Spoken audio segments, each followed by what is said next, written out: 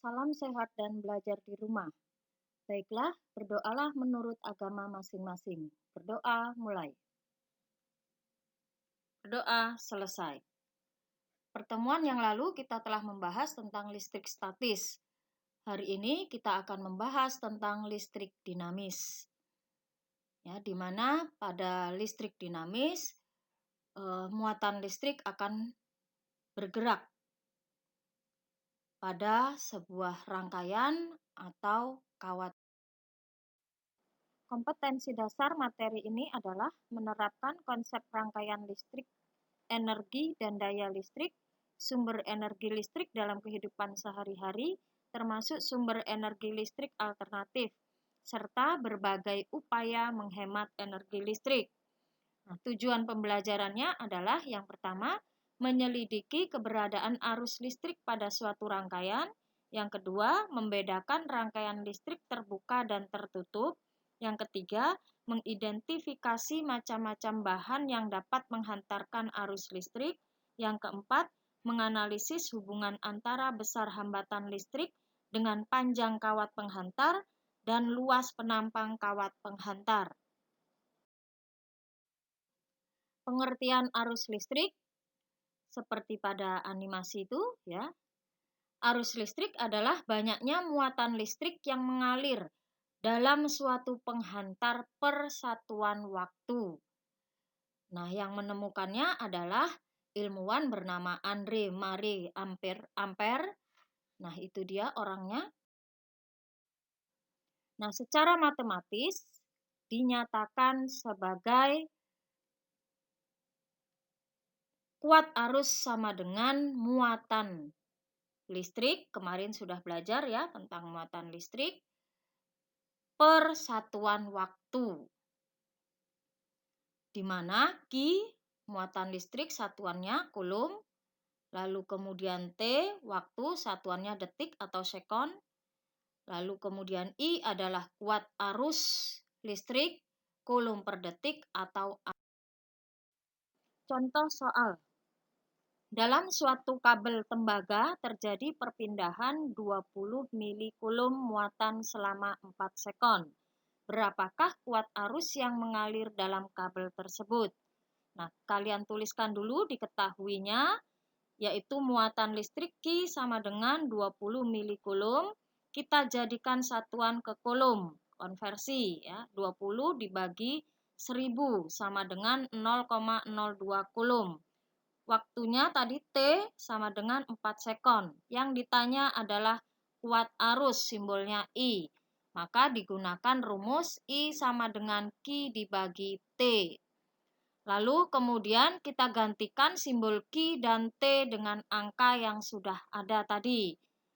Q 0,02 kulum, T 4 sekon. Tinggal kita hitung saja, hasilnya I sama dengan 0,005 ampere. Atau sama saja nilainya dengan 5 miliampere. Ya. Lalu arus listrik di dalam suatu rangkaian itu hanya dapat mengalir di dalam suatu rangkaian tertutup. Nah, bagaimana rangkaian tertutup? Lihat di animasi itu. Ya, saat tertutup maka arus listrik akan mengalir. Saat terbuka maka terputuslah aliran listrik tersebut. Nah, sama seperti pada rangkaian lampu ya, yang kita buat bisa menggunakan baterai. Arah aliran elektron adalah dari potensi rendah kutub negatif ke potensial tinggi kutub positif.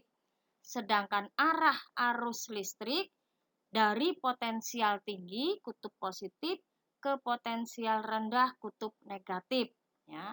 Nah, lihatlah cara merangkainya, lalu perhatikan arah aliran elektronnya. Lalu kemudian yang arah arus listrik. Nah, dari potensial yang tinggi ke potensial yang rendah. Sedangkan pada aliran elektron dari potensial yang rendah ke potensial yang tinggi. Nah, ini menyebabkan terjadinya beda potensial. Nah, perhatikan aliran elektronnya itu ya. Mengukur kuat arus listrik.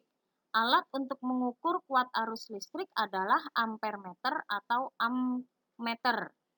Sedangkan ampermeter itu disusun secara seri dengan komponen yang akan diukur kuat arusnya. Itu contoh ampermeter, lalu itu cara merangkainya. Ya, perhatikan rangkaiannya. Saklar dan sekring. Saklar adalah alat untuk menyambung atau memutus aliran arus listrik. Nah, itu gambarnya, animasinya. Saat ditekan itu berarti tertutup, maka muncul aliran listrik, sedangkan saat dilepas tekanan itu, maka itu terbuka. Ya. Atau menggunakan tombol seperti itu, on-off.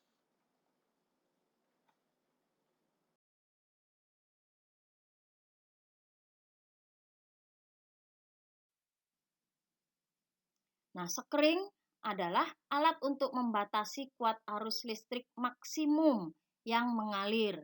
Nah, ini bisa kalian perhatikan di depan rumah ya. Pada meteran PLN yang dipasang, ada itu tulisannya ya. Nah, perhatikan gambar itu dan nanti silakan kalian lihat di rumah masing-masing.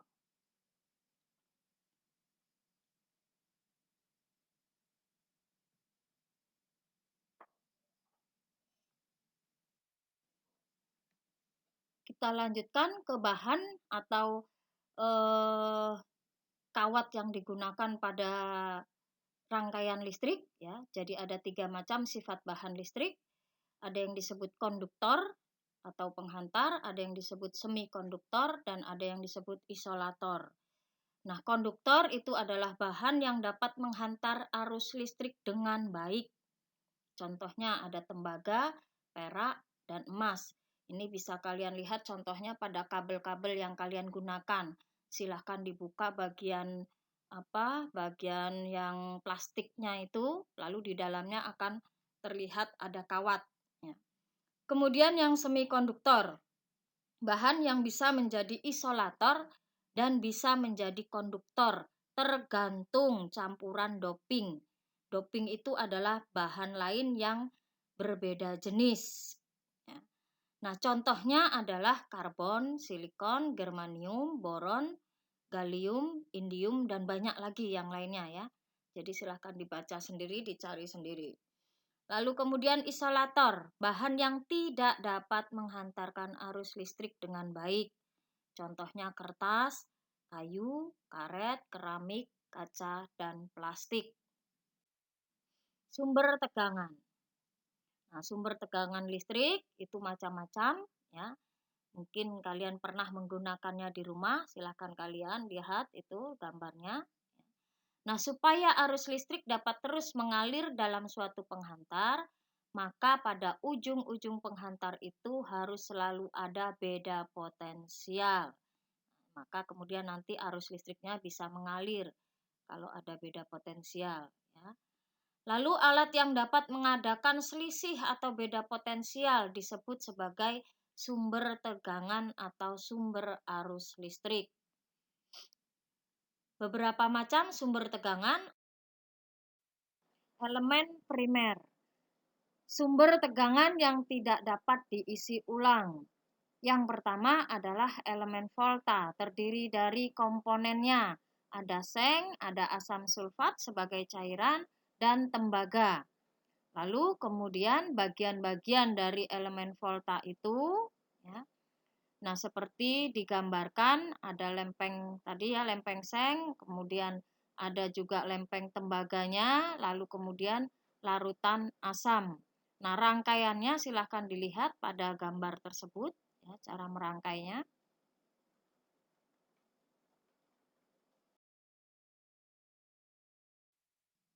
Lalu yang kedua elemen kering atau batu baterai. Nah, ini pernah lihat batu baterainya, tapi mungkin tidak pernah membuka ya, atau belum pernah membukanya, isinya apa saja. Jadi itu bagian-bagian dari elemen kering atau batu baterai. Di situ ada batang karbon, lalu ada salmiak untuk larutannya ya, lalu ada sengnya. Nah, ada beda potensialnya, biasanya ada tulisannya di baterai itu ya, di ujungnya. Berapa voltasenya atau beda potensialnya. Kebanyakan memang nilainya 1,5.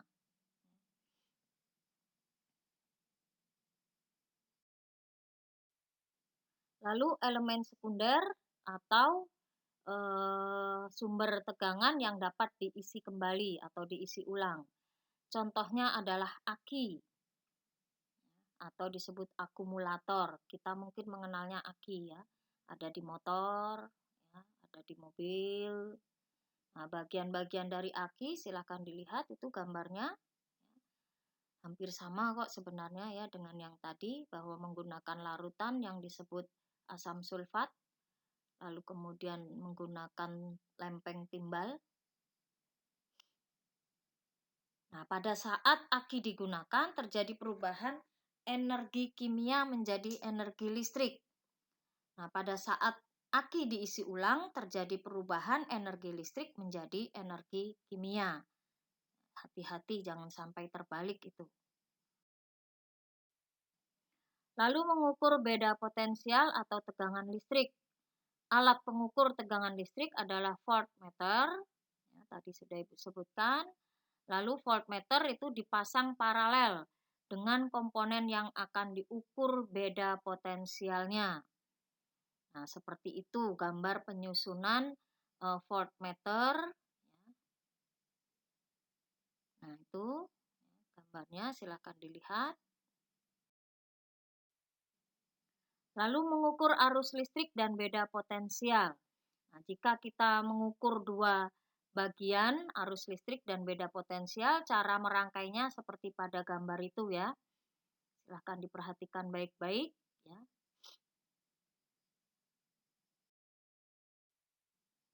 Nah, besar hambatan jenis berbeda-beda untuk setiap jenis kawat. Tadi ada kawat tembaga, kemudian bisa emas yang dipakai ya, itu berbeda-beda.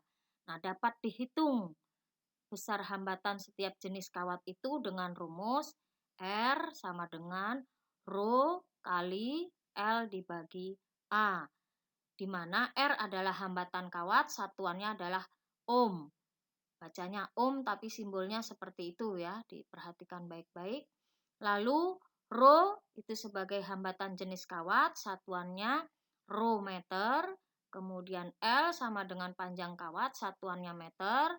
Sedangkan A luas penampang kawat, satuannya meter per second. Contoh soal. Hitunglah hambatan jenis platina yang panjangnya 5 meter dengan luas penampang kawat 10 mm persegi. Hambatan jenis platina itu nilainya adalah 1,1 kali 10 pangkat min 7 ohm meter. Nah, kita tulis yang diketahui. Rho sama dengan 1,1 kali 10 pangkat min 7 Rho meter, kemudian L-nya 5 meter, kemudian tadi luasnya itu adalah A 10 mm persegi.